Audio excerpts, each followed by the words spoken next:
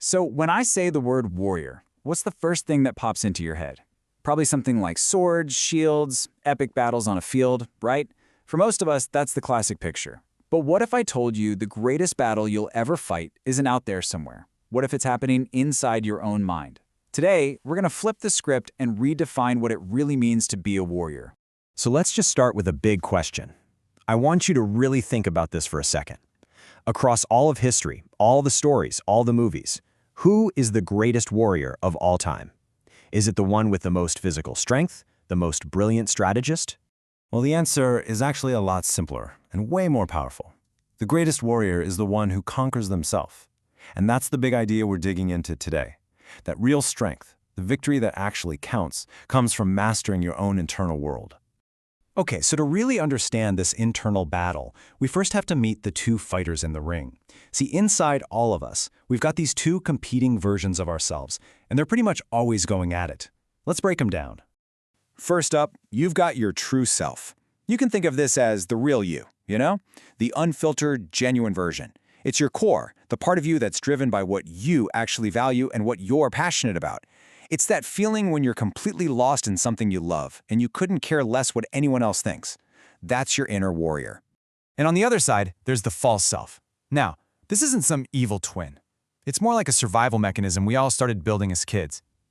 It's the mask we put on to get approval, to fit in at school, to please our parents. It's the part of you that's a people pleaser or a perfectionist.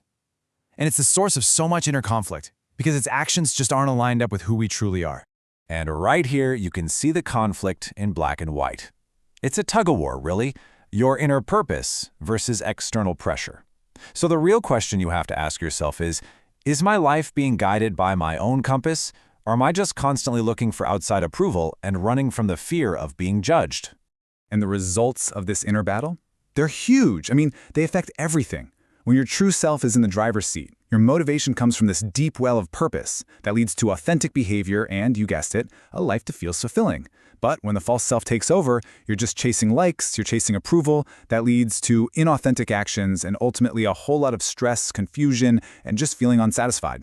It's worth asking which column you're living in most of the time. All right, so if this is a battle between our two selves, we need to get crystal clear on who the real enemy is.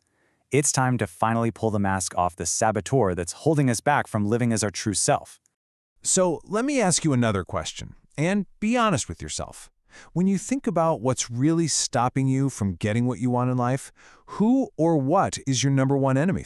Yep, the answer, once again, is staring right back at you in the mirror. Your greatest enemy is you. Or, to be more precise, it's the unchecked, undisciplined parts of your own mind that are giving all the power to your false self. And this enemy, it's sneaky, isn't it? It shows up in all these different forms. It's that little voice of doubt whispering, "You're not good enough." It's the fear that freezes you in your tracks. It's the endless cycle of procrastination. It's those limiting beliefs you've been carrying around for years. Really, it's just an unchecked mind that's been allowed to run the show for too long. These are the dragons we actually need to slay. So here's the absolute key takeaway. All that stuff you might be chasing, success, happiness, money, it all starts inside. If your inner world is a chaotic mess ruled by fear, guess what? Your outer world is going to look exactly like that. A true warrior knows you have to build your inner kingdom first. Okay, we've defined the battle, we've identified the enemy, now for the good stuff. How do we actually fight back? It's time to forge our weapons and assemble the warrior's toolkit for this internal fight. The approach here is about the whole you, covering 5 key areas. Think of it like this. Your legs are for grounding. You gotta stay rooted in your values so life can't just knock you over. Your head is all about mindset. You have to actively choose positive thoughts. Your hand, that's for action. A warrior isn't passive. A warrior does things. Your body has to be strong and healthy to fuel the fight. And finally, your mind itself has to be sharpened, like a blade, to give you real mental fortitude. So, with our toolkit ready to go, it's time for a real strategy. This isn't just theory, okay? This is an actionable, 5-step battle plan to guide you to victory. Step 1, get to know your true self. Really know it. Who are you when nobody's watching?